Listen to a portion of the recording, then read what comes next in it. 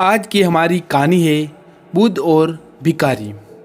एक बार एक भिखारी अपने जीवन से परेशान हो चुका था, क्योंकि उसे अपने जीवन को चलाने के लिए भीख मांगना पड़ता था। उसे हर चीज़ के लिए भीख मांगना पड़ता था। इसी बात को लेकर वे दुखी रहता था। दिन भर यही सोचता था कि उसका जीवन कैसे बदला जाएगा। वे हर दिन देखता है कि बहुत सारे लोग निराश होकर आंखों में आंसू लिए लोग विभिन्न चिंताओं से परेशान लोग गौतम बुद्ध की तरफ जाते हैं। वापस लौटते समय वे लोग बहुत ही खुश होते हैं। वे भिखारी ये नहीं समझ पा रहा था कि गौतम बुद्ध उनके साथ ऐसा क्या करते हैं कि वे बेहद खुश हो जाते हैं। वापस लौटते हुए लोगों को हाथों में ना तो पैसा होता है, ना ही ढेर सारा चांदी होती है। तो भी फिर ऐसा क्या होता है कि लोग बहुत के पास लौटते वक्त इतना खुश होते हैं। ये सब सोचकर वे भिखारी भी निर्णय लिया कि मैं भी महात्मा बुद्ध के पास जाऊंगा। और ऐसा वहाँ क्या हो रहा है कि दुखी लोग उनके पास जाकर खुश हो जाते हैं। वे बुद्ध से मिलने के लिए उनके पास चल पड़ा। जहाँ बुद्ध मौजूद थे वहाँ बहुत लंबी कतार लगी हुई थी। तो वे भिखारी भी कतार में लग गया। कतार में लगकर अपनी बारी का इंतज़ार करने लगा। देखते ही देखते उसकी बारी आई और उसने बुद्ध से कहा, बुद्ध, मैं बहुत गरीब हूँ, मेरे पास कुछ भी नहीं है। मुझे अपना जीवन चलाने के लिए दूसरों से भीख मांगनी पड़ती है। अब आप बताइए कि मैं अपने जीवन को कैसे बेहतर कर सकूं। ये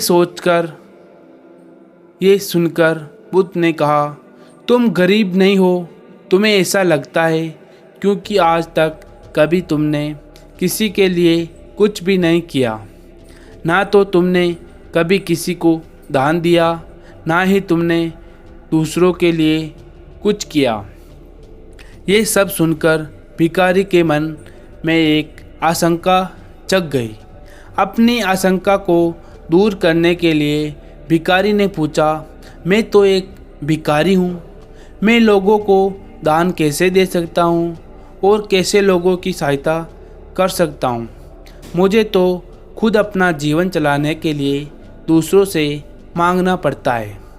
ये सब सुनने के बाद गौतम बुद्ध थोड़ी देर चुप रहे।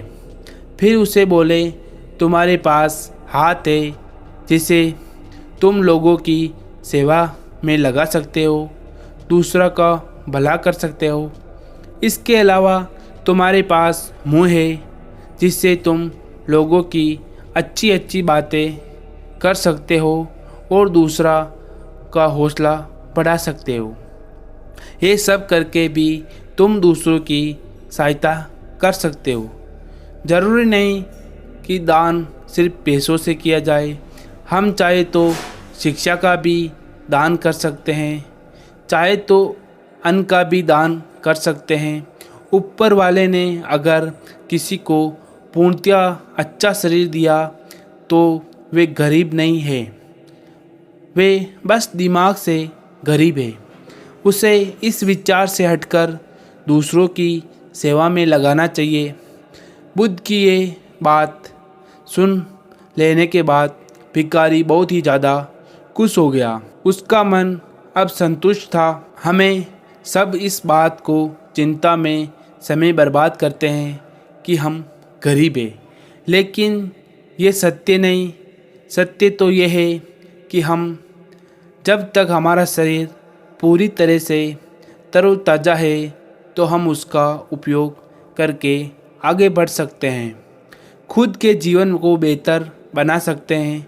अगर कोई व्यक्ति सिर्फ अपनी गरीब पर ध्यान दे तो उसे बदलने की कोशिश ना करे तो वे मूर्ख है। इसके अलावा हमें इस कहानी से